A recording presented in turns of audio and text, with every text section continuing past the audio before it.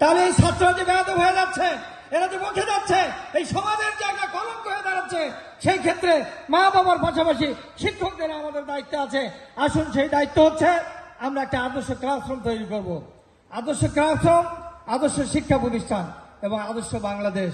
সেই আদর্শ বাংলাদেশের স্বপ্ন বাস্তবায়িত করতে হলে আমাদের এই সন্তানদেরকে এই জমিন আল্লাহ দিন কায়েমের সংগ্রামের অগ্রসেনানী হিসেবে তৈরি করতে হবে, একজন সৈনিক হিসেবে তৈরি করতে হবে, যারা অন্যায় অবিচারের সামনে মাথা নত করবে না, জুলুম নির্যাতনের সামনে তারা মস্তক অবনত না করে ইমাম হোসেনের আদর্শকে ধারণ করে তারা ইয়াজিদের বিরুদ্ধে যেরকম ইমাম হোসেন জেগেছিলেন, মাথা নত করেনি, তিনি তার মাথা দিয়েছেন কিন্তু ইয়াজিদের হাতে হাত দেন নাই।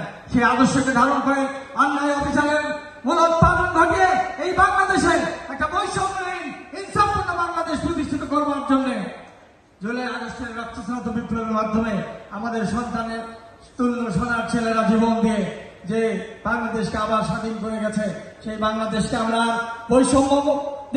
বৈষম্যের মধ্যে দেখতে চাই না, আমরা বৈষম্যহীন চাই। কোন সরকারি বেসরকারি বৈষম্য থাকবে না, স্কুল কলেজ মাদ্রাসার মধ্যে বৈষম্য থাকবে না। আমাদের নেতৃবৃন্দ দিন রাত তারা টেকনাফ থেকে তেঁতুলিয়া তারা ছুটে বেড়াচ্ছেন, শিক্ষকদেরকে অনুপ্রাণিত করছেন এবং সরকারের সাথে লিয়াজোগ করে আমাদের দাবি বাস্তবায়নের জন্য তারা সংগ্রাম করছেন। আসুন, আমরা বগুড়া মহানগরের পক্ষ থেকে আমাদের নেতৃবৃন্দের সাথে আমরা অঙ্গীকার করি যে আমরা প্রথমে একজন শিক্ষক, আদর্শ শিক্ষক হব, সময় মতো মাদ্রাসা স্কুলে যাব, সময় মতো ক্লাস নেব, আমাদের ছেলে মেয়েদেরকে তৈরি করব। এরপরে আমাদের যে সমস্ত অভাব অভিযোগ আছে সেই অভাব অভিযোগ বাস্তবায়নের জন্য দুর্বার গণ আন্দোলন গড়ে তুলব, যে আন্দোলনের সামনে সরকার মাথা নত করে আমাদের দাবি বাস্তবায়নে বাধ্য হবে ইনশাআল্লাহ। আমি আপনাদেরকে উদাত্ত আহ্বান জানাচ্ছি।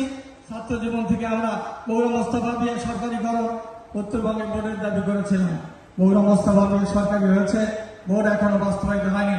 আমরা এই সরকারের কাছে আশাবাদী মাদ্রাসা কারিগরি শিক্ষা সচিব ডক্টর খবিরুল ইসলাম তিনি মাদ্রাসা শিক্ষার প্রতি খুবই সহানুভূতিশীল। আমরা বগুড়ার একটি মাদ্রাসা শিক্ষা বোর্ডের জন্য আন্দোলন শুরু করেছি। আগামী 3 তারিখ বিকাল 3টায় ঐতিহাসিক সাতমাথায় আমাদের মানববন্ধন হবে।